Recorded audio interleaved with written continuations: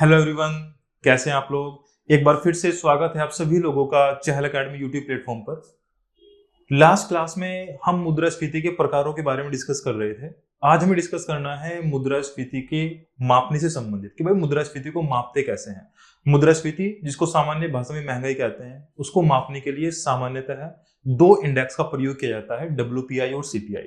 Last class में हमने CPI के बारे में डिस्कस किया, अभी हमें डिस्कस करना है WPI के बारे में। चलिए थोक मूल्य सूचकांक डिस्कशन स्टार्ट करते हैं। सबसे पहले इसकी डेफिनेशन, थोक मूल्य सूचकांक होता क्या है। यह थोक व्यापारियों द्वारा अन्य व्यापारियों को थोक में बेची और कारोबार की गई वस्तुओं की कीमतों में परिवर्तन को मापता है। अब जिन बच्चों ने वो CPI वाली वीडियो देखी होगी ना, वो तो तुरंत यहां पर लिंक करेंगे। जब हम CPI के बारे में पढ़ रहे थे, उपभोक्ता मूल्य सूचकांक के बारे में पढ़ रहे थे, तो उसमें हमने उन मूल्यों को शामिल किया था जिसको एक उपभोक्ता पे करता है। लेकिन इसका नाम क्या है? इसका नाम है थोक मूल्य सूचकांक। इसमें हमें उन मूल्यों को शामिल करना होता है जो मूल्य थोक विक्रेता व्यापारियों को बेचता है। जैसे एक होलसेलर है, होलसेलर के पास में बहुत से रिटेलर्स आए, तो होलसेलर्स ने उन प्रोडक्ट्स को रिटेलर्स को बेचा, तो होलसेलर ने रिटेलर्स को जिस प्राइस पर प्रोडक्ट्स को बेचा है वो प्राइस यहाँ पर इंक्लूड होता है। डेफिनेशन पढ़ोगे तो इसमें बिल्कुल सिंपल तरीके से लिखा हुआ है कि थोक व्यापारियों द्वारा अन्य व्यापारियों को थोक में बेची और कारोबार की गई वस्तुओं की कीमतों में परिवर्तन। देखो होता क्या है, मैं एक फ्लोचार्ट के माध्यम से ये बात आपको समझाता हूं। एक सेकंड बस। देखो होता क्या है कि जैसे कोई प्रोडक्ट है वो किसी फैक्ट्री में बना, मान लीजिए ये एक फैक्ट्री है, ठीक है, ये एक फैक्ट्री है। डन प्यारे बच्चों। अब यहाँ पर कोई प्रोडक्ट बना, अब इस प्रोडक्ट के बनने के बाद में ये प्रोडक्ट जाता है फिर होलसेलर्स के पास, थोक विक्रेताओं के पास। होलसेलर्स, ये प्रोडक्ट जाता है थोक विक्रेताओं के पास। और प्यारे बच्चों, थोक विक्रेताओं से ये प्रोडक्ट जाता है रिटेलर्स के पास या व्यापारियों के पास, और फिर इनसे छोटी छोटी राशन की दुकानों पर आता है, और फिर राशन की दुकानों से ये प्रोडक्ट जो है वो उपभोक्ता के पास तक आता है। तो कंज्यूमर प्राइस इंडेक्स, या जिसको हम CPI बोल रहे हैं, कंज्यूमर प्राइस इंडेक्स जिसको हम CPI बोलते हैं, उसमें वो मूल्य इंक्लूड होता है जो एक उपभोक्ता पे करता है। लेकिन इसमें वो मूल्य इंक्लूड होगा जिसको व्यापारी पे करते हैं, किसको? होलसेलर्स को। तो मुझे लगता है कि ये बात आप समझ गए होंगे, काफी आसान ही है। नेक्स्ट पॉइंट, अच्छा इसको पब्लिश कौन करता है WPI को? तो वाणिज्य एवं उद्योग मंत्रालय के अंतर्गत आर्थिक सलाहकार कार्यालय।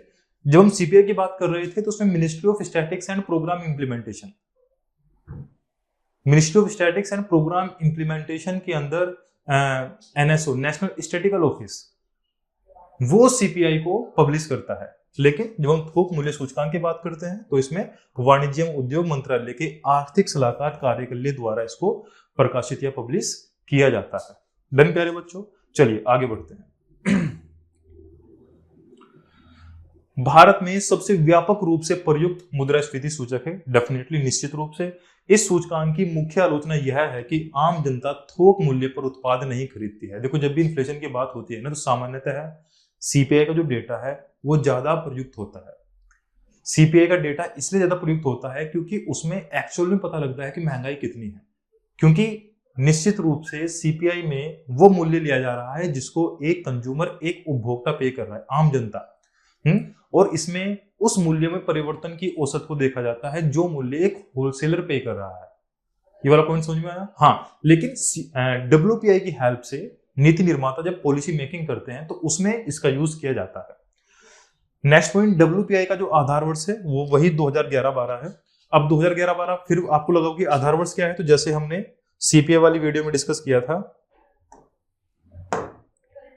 कि आधार वर्ष कुछ नहीं है, ये सिर्फ एक बेंचमार्क एस्टैब्लिश करता है। जैसे वो हाइट वाली बात की, ये एक पर्सन है, मैंने कहा कि इसकी हाइट बहुत ज्यादा है, आपको कि सर कितनी ज्यादा है, मैंने कहा कि आपसे ज्यादा है, माना कि आपकी हाइट 6 फीट है, तो वो जो 6 फीट है ना वो एक बेंचमार्क सेट हुआ। अब आपको पता लग गया कि हाँ ये जो पर्सन है A, इसकी जो हाइट है वो 6 फीट से ज्यादा है।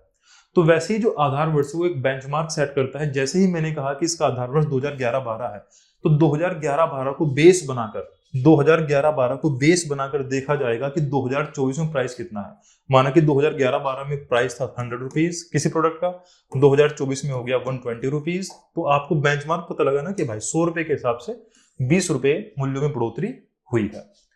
डन प्यारे बच्चों। अच्छा, इसकी जो बास्केट है WPI की, बास्केट का मतलब कि ऐसा तो है नहीं कि एक प्रोडक्ट के आधार पर डिसाइड कर लेंगे कि इन्फ्लेशन है या नहीं है, तो उसके लिए क्या किया जाता है, एक टोकरी बनाई जाती है। उस टोकरी में कुछ प्रोडक्ट होते हैं और उन प्रोडक्ट के मूल्यों के औसत में परिवर्तन को देखा जाता है। तो इसकी जो बास्केट होती है उसमें कौन कौन से प्रोडक्ट आते हैं वो भी हम एक बार देख लेते हैं। थोक मूल्य सूचकांक बास्केट में थोक बाजार में कारोबार की जाने वाली वस्तुओं और सेवाओं का चयन शामिल होता है। WPI बास्केट 3 प्रमुख घटकों से बनी होती है। अच्छा, एक छोटा सा पॉइंट, इसमें सिली मिस्टेक हो गई। WPI में सेवाओं का चयन शामिल नहीं होता। WPI में जो है वो सिर्फ और सिर्फ वस्तुएं होती हैं। टाइप करने में हो सकता है गलती हो गई हो, लेकिन आपको याद रखना है कि इसमें सेवाओं का चयन नहीं होता, इसमें सिर्फ और सिर्फ वस्तुओं को शामिल किया जाता है।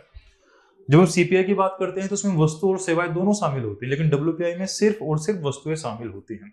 और उसको हमने 3 पार्ट में कैटेगराइज किया है। प्राथमिक वस्तुएं, इनमें खाद्य वस्तुएं और गैर खाद्य वस्तुएं और खनिज शामिल हैं। ईंधन और बिजली, इसमें कोयला, पेट्रोलियम उत्पाद, बिजली और ऊर्जा के अन्य स्रोत शामिल है। कुछ निर्मित उत्पाद हैं, मैन्युफैक्चर्ड कुछ प्रोडक्ट हैं जिनका प्रसंस्करण या विनिर्माण हो चुका हो, जैसे वस्त्र, रसायन, मशीनरी, धातु और ऑटोमोबाइल्स।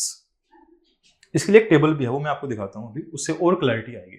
प्राइमरी आर्टिकल्स जिसकी हम अभी बात कर रहे थे, प्राथमिक सामान, उसमें फूड आर्टिकल्स हैं, नॉन फूड एंड मिनरल्स है, लेकिन इनका जो टोटल रेशियो 20% है। मतलब अगर उसमें 100 प्रोडक्ट है तो उसमें से जो 20 प्रोडक्ट है वो प्राइमरी आर्टिकल से रिलेटेड है। सबसे ज्यादा मैन्युफैक्चरिंग प्रोडक्ट है 64.97, ऑलमोस्ट 65, सबसे ज्यादा।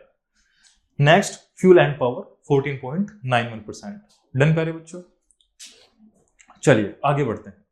WPI और CPI में अंतर क्या है, तो चलो मेरे साथ आप अंतर को समझने की कोशिश करो। सबसे पहला अंतर, WPI में वो मूल्य शामिल किया जाता है जिस मूल्य को थोक विक्रेता व्यापारियों को बेचता है।